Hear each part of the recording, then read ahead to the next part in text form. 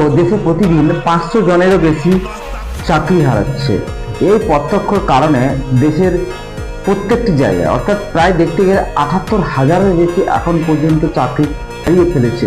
তার কারণ এর প্রত্যক্ষ প্রভাব দেশের দিনকে দিন পরপর বেড়ে যাচ্ছে। কারণ তার ক্ষেত্রে কোথায় বেশি ক্ষেত্রে চাকরির ক্ষেত্রে যদি করছেন 2025 সালের মাঝামাঝির দিকে যদি দেখা যায়, মাঝামাঝি থেকে এখন পর্যন্ত প্রায় 78,000-এর বেশি কিন্তু কর্মী চাকরি ছেড়ে বা চলে গেছে, বা অর্থাৎ তাদের ছাড়তে হয়েছে।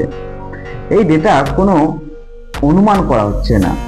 IMF যেটা ইন্টারন্যাশনাল ম্যাট্রিমনি ফান্ড থেকে বলা হয়েছে যে হোয়াইট কালার যে জবগুলো রয়েছে, যেমন ডেটা এন্ট্রি, সার্ভিস সেক্টর, তার সঙ্গে সঙ্গে হচ্ছে BPO সেক্টরের ক্ষেত্রে, ITI সেক্টরের ক্ষেত্রে যেগুলো রয়েছে তাদের কিন্তু খুবই মারাত্মক প্রভাব পড়তে চলেছে।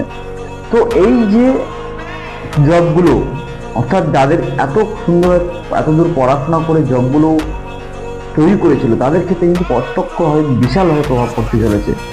এখানে ভারতের নীতি আয়োগী রিপোর্ট অনুযায়ী রিপোর্ট বলছে 2030 সালের মধ্যে আইটি সেক্টরে প্রচুরভাবে প্রভাব পড়তে চলেছে, যার অটোমেশনের কারণে এই দুটি প্রায় 60%-এর বেশি চাকরি চলে যেতে পারে।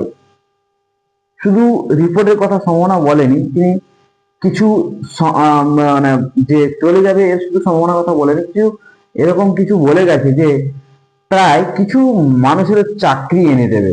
কাদেরকে এনে দেবে? তো সেটা কি ধরনের চাকরি হবে? হ্যাঁ, যারা পড়াশোনার পাশে আজ থেকে দক্ষতাকে একটু বাড়াবে, এই AI লার্নিং এর উপর দক্ষতা একটু বাড়াবে, শিখবে, সেখানে AI প্রম্পট ইঞ্জিনিয়ারিং চাকরিগুলো কি ধরনের হবে? প্রায় 4 বিলিয়নের বেশি চাকরি সুযোগ করে দেবে। চাকরিগুলো কি ধরনের হবে? আপনার AI প্রম্পট ইঞ্জিনিয়ারিং, তারপরে রয়েছে মেশিন লার্নিং, প্রত্যেকটা ক্ষেত্রে কিন্তু প্রচুর মানুষের বিনিয়োগ মানে অর্থাৎ কাজের কিন্তু সুযোগ হবে।